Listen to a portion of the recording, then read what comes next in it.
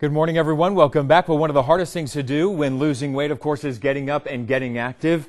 Jay Stein knows all about that. He is the personal training department at the Lifetime Athletic Atlanta.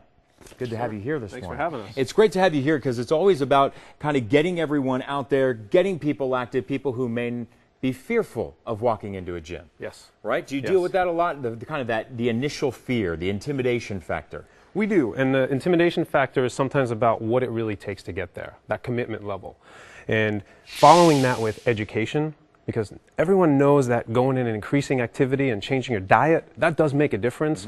But I think we're missing the gap with the education component because everyone's different. You know, you and I are going to be different. If we were going to do the same exercise, we'd achieve different results from doing the same thing. Right. When you say education, kind of explain what exactly are you trying to teach the newcomer as they come into the gym? Everybody is metabolically different, right, and it's based on their lifestyle. So we can take exercise and diet, but if we don't make the behavior changes from lifestyle to go along with that, and the behavior changes come from knowing about how your body works. So we don't all burn calories at the same pace. We don't all burn the same amount of fat and the same amount of sugar during those exercises. So identifying those components takes all of the guesswork out of how to do these exercises. All right, very good. So we have a trainer in here, and we've got our awesome example of somebody who's lost, what, almost 40 pounds?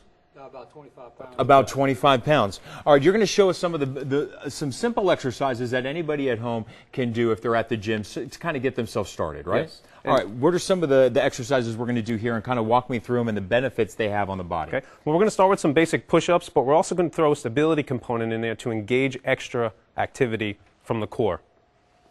All right, when you're talking about core training, you're talking about what? Engaging the muscles in the abdominal and the lower back, and more or less engaging all the muscles in the body. Okay. Multi-joint exercises, but focusing on the core. So this is almost taking your basic push-up, and this is an exercise that I do at the gym as well, because for me, I can definitely feeling it firing in different parts of my body. Absolutely. And for someone that, from a beginner standpoint, if that was too hard, you can throw something like that on a counter or on a ledge and throw yourself at a 45-degree angle and not have to go so hard with something that's not for a beginner. Okay, yeah. Very good. Let's go to another exercise. All right, so now we can talk about a lunge, again throwing a stability component in there. Again, this is also very popular as well for people who don't want to do just your everyday lunge. Yes. And this is kind of, and what is this, what's this device, this apparatus? It's called a BOSU. Okay. And what it is just because of the instability that it has, you can see how he has to work a lot harder. So meanwhile, Bill could probably do lunges with 20, 30-pound weights in his hands, but it's not always about increasing the weight and adding that extra intensity. It's about focusing on more muscle use. You know, some people may go to the gym and they really may never have gone to a gym before. They may be intimidated, but they may look at somebody who's on the Stairmaster and may see somebody who's doing different types of interval training. But you say it's about educating that person on their specific needs. I'm of the mentality when I train with my trainers and my coaches that I do very intense intervals. Yes. I go high speed and then we go slow down and then we go back up because we want to get my heart rate up and down, up and down, up and down. Yep. But you're saying that may not be the case for everybody who walks in the gym. May not be the case. Everybody has a different, what they call fat burning zone. Okay? So your heart rates might not be indicative of where your body uses fat most effectively. So by testing the metabolism, it's kind of like what you see on the Gatorade commercials where they do that, put the mask on. By actually measuring that and measuring the oxygen and the carbon dioxide levels, you can tell at what heart rate your body best burns fat. And a lot of times that extra work will burn calories, but not always fat calories.